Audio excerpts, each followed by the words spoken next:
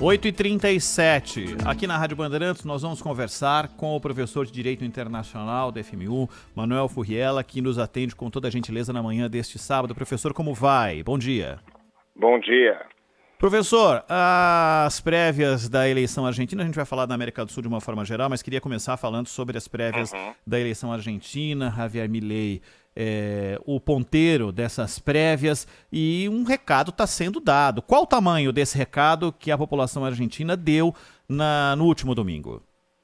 Há um desalento por grande parte da população argentina. A gente sabe que a Argentina, há mais de 15 anos, ela passa por altos e baixos, principalmente situações de crise.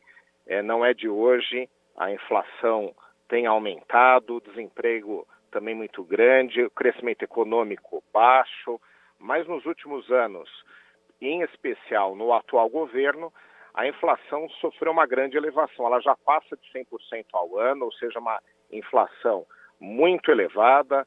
Há um total desalento por parte da grande parte da população em relação à situação econômica, e isso repercute na parte política, né? O presidente argentino também é uma figura desgastada, teve uma gestão desastrosa durante a pandemia, também vários casos de corrupção, inclusive desvio da vacina da Covid, e agora essa situação, como eu expliquei, né, muito desalentadora em relação principalmente à inflação.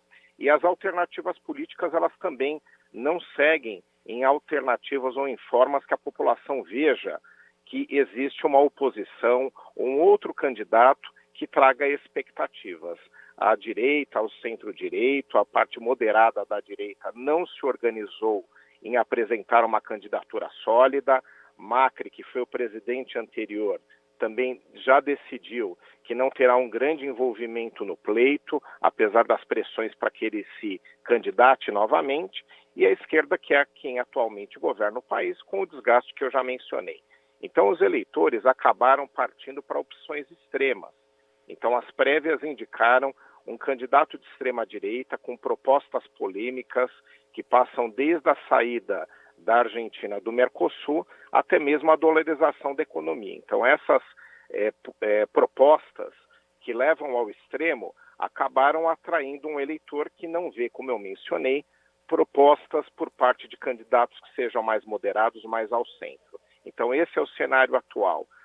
O extremismo, no caso a extrema-direita, poderia ser a extrema-esquerda também, que tem cativado os eleitores, pois as propostas mais moderadas não têm sido identificadas como aquelas que podem solucionar os problemas do país. Então essa é a leitura da maior parte dos eleitores da população argentina neste momento. Professor Furriela, bom dia. É interessante esse cenário, né? Porque a Patrícia Bullrich é a candidata do Maurício Macri. Ela até apresentou algumas ideias razoáveis, por exemplo, reduzir os impostos sobre exportação, porque a Argentina precisa desesperadamente de dólares. É uma mercadoria escassa. E ela falou, vamos reduzir os impostos sobre exportação, a Argentina precisa voltar a vender. E ao mesmo tempo ela quer, aí já é discutível, mas é uma proposta dentro da razoabilidade, discutir, e ela propõe menos regulamentação sobre capitais. E ao mesmo tempo é uma figura muito ligada à questão da segurança, ela foi secretária de segurança, e a Argentina, assim como toda a América do Sul, ou cá entre nós, né, todo o Ocidente vive uma crise de segurança pública. Isso tem acontecido até nos Estados Unidos, na França. Só que na América do Sul a coisa é crônica. O Sérgio Massa, ele vive aquela situação complicada, o Ronald e eu até conversávamos sobre isso ontem, né? Porque ele é o ministro da Economia, então ele responde pela situação econômica, mas ao mesmo tempo ele tem de dizer para o eleitor, se eu ganhar, será diferente do que é hoje quando eu sou ministro. Exato. Eu, não é? E esse sujeito que me parece uma irresponsabilidade, ele propôs desaparecimento do peso, né, o Milei, ele até, a sua maneira, né, vamos demolir o prédio do Banco Central e tal, e vamos acabar, vamos dolarizar, ou seja, ele quer como moeda corrente, uma moeda que é escassíssima na Argentina. Ele está propondo uma recessão brutal, não é? Exato. O senhor acredita que ele ter sido o mais bem votado nas primárias tem a ver com aquele papinho que o Macron usou, o Dória usou, de eu sou alheio a isso aqui, eu não sou da política, eu vim para Não demolir sou do tudo isso? sistema. O senhor acredita que é esse o caminho para dar essa popularidade eventual para ele? Sim, infelizmente eu digo, né? Porque são propostas que já chegam na irresponsabilidade, né? A candidata do Macri, apesar do governo do Macri, falando um pouco do apoio que ele dá, ter sido um governo com realmente que trouxe melhores condições à Argentina do que o governo atual, também foi um governo que passou por muitas dificuldades em aprovar as reformas que são necessárias ao país, como reforma administrativa, né, e uma reforma previdenciária mais profunda do que foi aprovada ali no parlamento. Então ele teve lá seus percalços também, né? Um empresário de sucesso, uma pessoa muito, muito séria, mas também, aos olhos dos eleitores, não foi quem trouxe a solução aos principais problemas do país. O cenário atual, obviamente, que é muito pior, né? Mas o eleitor ele acaba visualizando na classe tradicional, mesmo tendo candidatos mais sérios e ao centro, não aqueles que podem realmente solucionar os problemas e se parte para o radicalismo. Então, as propostas que são aquelas que, como eu disse, ou são irresponsáveis ou beiram a irresponsabilidade, acabam atraindo o eleitor a apostar em algo completamente diferente do que faz parte do sistema. Então, esse discurso de antissistema, você mencionou aí políticos que se diziam, né, simplesmente empresários, que não faziam parte do sistema político, o discurso, né, que era utilizado, acabava atraindo os eleitores como aquele que poderia fazer algo diferente, benéfico ao país. Mas o que causa preocupação é quando nós chegamos no cenário da irresponsabilidade, né? O Macron, o Dória, outros tantos políticos, depois ao governar, mostraram, né, não estou aqui defendendo nenhum deles, mas mostraram responsabilidade, pelo menos, não é? E não é o caso desse atual. Ou ele vai fazer completamente diferente se for eleito, vai ser pé no chão, ou realmente a Argentina corre o risco de ter uma situação ainda mais agravada. E as propostas consistentes como essa, de favorecer as exportações, que, como você disse corretamente, é de divisas em moeda forte, dólar principalmente, que a Argentina mais carece no momento, são propostas boas, só que como essas correntes políticas já governaram o país, os argentinos acabam desacreditando. Então, o descrédito do sistema político atual é que tem levado os eleitores a opções que, como eu disse, beiram a irresponsabilidade. Professor, só mais uma questão sobre a Argentina. Há um ano e meio, 2 anos, muita gente imaginava o Macri na disputa e a dúvida era ou contra Cristina ou contra Alberto Fernandes. E no final das contas, nenhum dos três está na parada. Isso é surpreendente, professor Furriela? Infelizmente não surpreende. Eu digo infelizmente porque, apesar de todo mundo ter suas críticas aos políticos, nós queremos que eles se apresentem como opções, né? E os eleitores depois tenham aí como tomar as melhores decisões. Mas se políticos com força, né, como esses que você mencionou ou outros, desistem propriamente de participar, o que a gente acaba visualizando é um cenário ainda mais obscuro, né? Porque se eles próprios não acreditam no processo eleitoral ou não acreditam ter condições de ajudar o país a superarem os problemas graves, né? A Argentina enfrenta, como eu mencionei, uma situação de crise muito profunda. Se eles mesmos não acreditam ou não apostam nisso, o eleitor acaba também recebendo uma sinalização, né, de que ele não vai ter opções realmente mais sólidas ou moderadas. E não é novidade, até mesmo porque a Argentina, em tempos recentes, teve um período onde havia ali uma instabilidade política com uma mudança em pouco tempo de 5 presidentes da República. Então não havia nem sequer estabilidade para que se consolidasse um presidente. Então não é algo recente, não é algo novo na Argentina.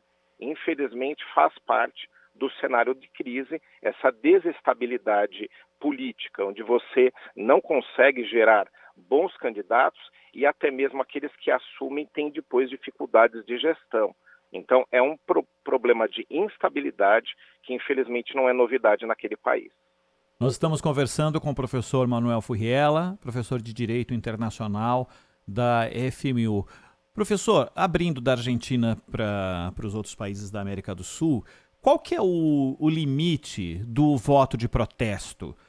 São as relações internacionais? Não vou me relacionar com tal país. E aí a população fala, meu Deus, mas esse país é fundamental para fechar as nossas contas, né? Ou para abrir possibilidades para a nossa população, de perspectivas. O Milei está dizendo que não vai se relacionar com o Brasil, porque o Brasil é socialista, ou com a China, porque a China é comunista. Mas, abrindo para a América do Sul de uma forma geral, o que é relação internacional? Possibilidade de uma relação internacional se tornar uma relação bélica? É risco de emprego? É o risco de não ter comida na mesa? Qual é o limite da pessoa colocar o voto dela como um voto de protesto? Bom, primeiro que chances, né, de conflitos militares aqui na América do Sul, eles são próximos a zero, né? A gente não tem aí nenhum tipo de confronto em vista. Então isso é uma boa notícia. O que a gente tem é embates políticos entre os estados, né? Você não tem isso também como novidade, porque você já teve a esquerda governando grande parte da América Latina ou da América do Sul, né? Se a gente quiser ficar no subcontinente, também a direita governando grande parte. Então, essas alternâncias, elas são naturais, porque os eleitores, eles buscam, na alternância, trazer aí, né, um rescalonamento, uma busca de outros tipos de solução. Isso aconteceu no Chile. Então, veja só, você tem um candidato, né, de esquerda, não é nem de centro-esquerda, que é o Boric, tem governado o país. Isso é uma grande novidade para o Chile, que foi governado pelo centro-esquerda e centro-direita desde que Pinochet abandonou o poder. Então é uma grande novidade, mas ele é uma figura responsável.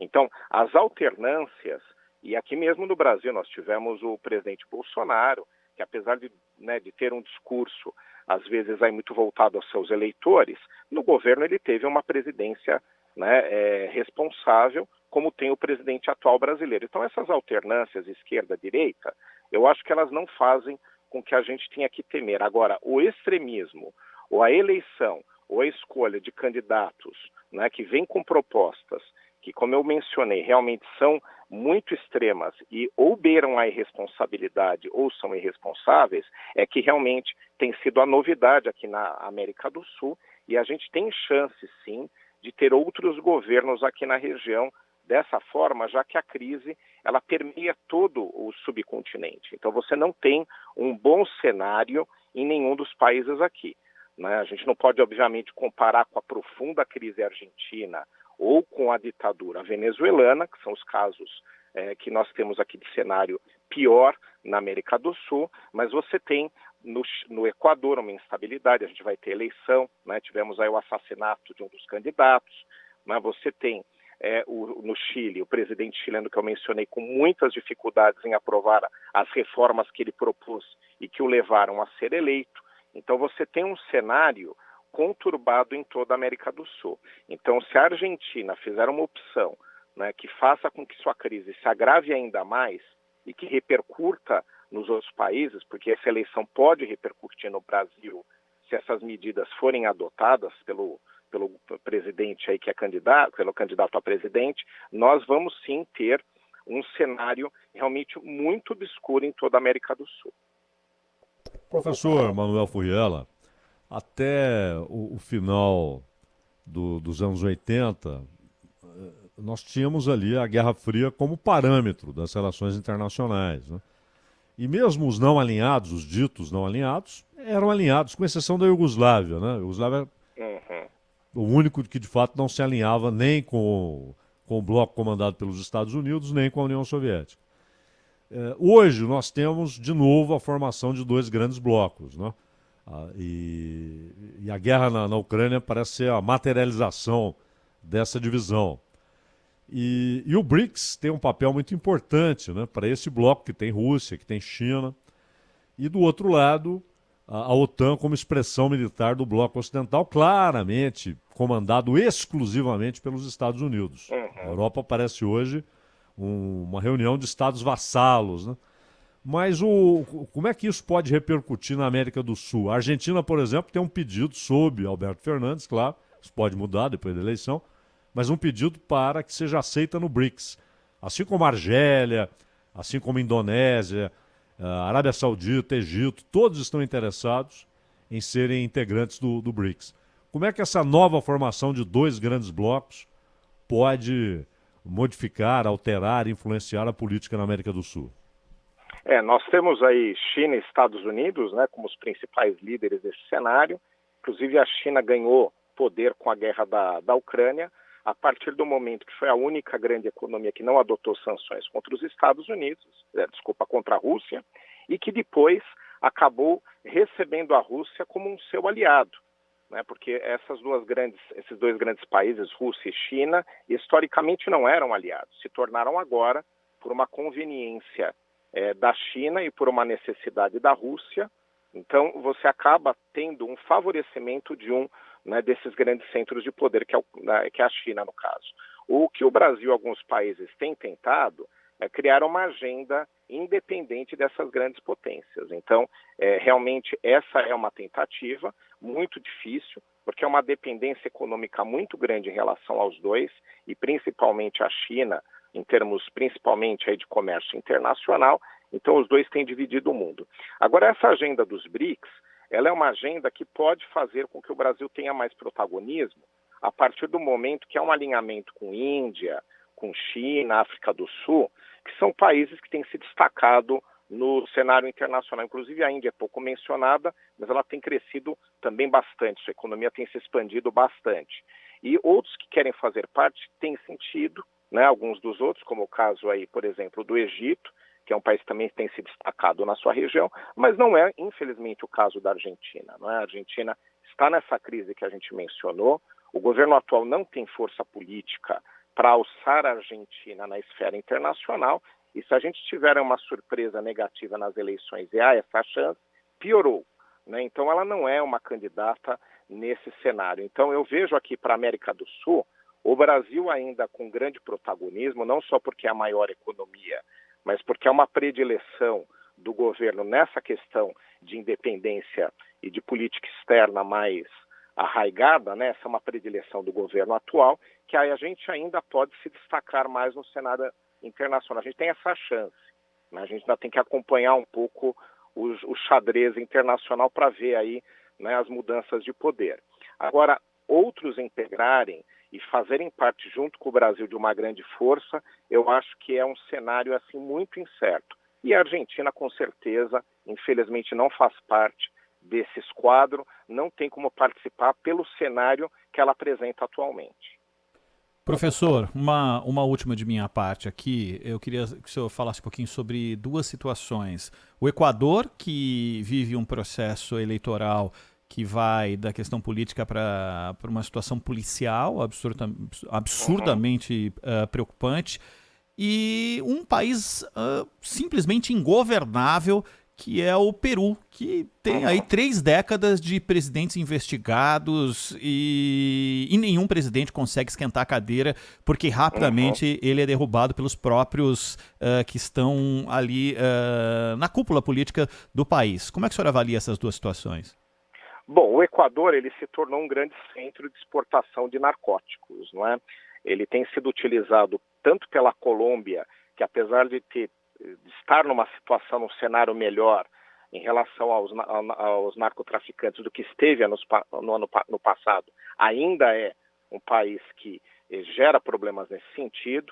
Você tem a Bolívia, o Peru, utilizando também o Equador para exportar, para chegar principalmente ao mercado americano, pelos portos equatorianos, e você tem os narcotraficantes mexicanos, né? O México cresceu muito nesse tipo de práticas ilegais nos últimos anos, né? Você tem regiões onde o Estado mexicano já não controla, principalmente na fronteira com os Estados Unidos, nas fronteiras do norte ao sul, e o México também, os narcotraficantes também têm usado o Equador. Então o Equador se tornou parte, né, de uma lógica internacional de comércio de narcóticos. Então, os narcotraficantes, eles conseguiram muito poder econômico e agora já conseguem poder político e desafiam as autoridades. E o governo Correia, um dos governos equatorianos, ele foi, não digo negligente, mas ele pecou muito no combate a esse tipo de modalidade. Então eles acabaram ganhando força durante aquele período. Inclusive, agora vamos ter um cenário eleitoral no Equador totalmente modificado pelo assassinato de um dos candidatos à presidência, né, supostamente por narcotraficantes, né, o narcoterrorismo, e você tem, né, todo um cenário onde o eleitor ele pode tomar outras opções influenciado por esse cenário. E o Peru, ele se desestabilizou a partir do momento que foi dado ao parlamento muito poder, o poder de destituir rapidamente um presidente da República, né? Então você cria um sistema onde não há equilíbrio de poderes. O presidente da República, ele acaba não somente tendo que negociar com o Congresso, isso é muito comum, acontece no Brasil e em outros países, mas ele é desafiado até mesmo na continuidade no governo.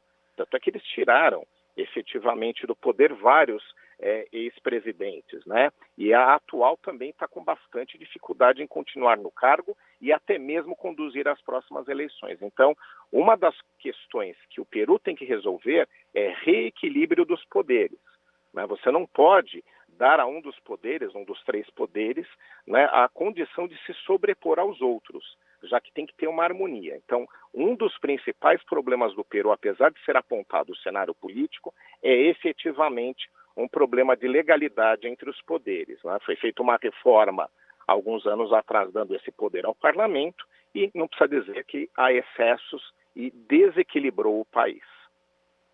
A gente ficaria por muito tempo conversando aqui com o professor Manuel Furriela, tem tanto tema importante para a gente tratar da América do Sul e não só da América do Sul. É sempre um prazer tê-lo aqui, professor. Muito obrigado pelo papo. A gente se encontra numa próxima aqui, tá bom? Bom final de semana, agradeço o convite. Igualmente. Obrigado. Até logo. Agora...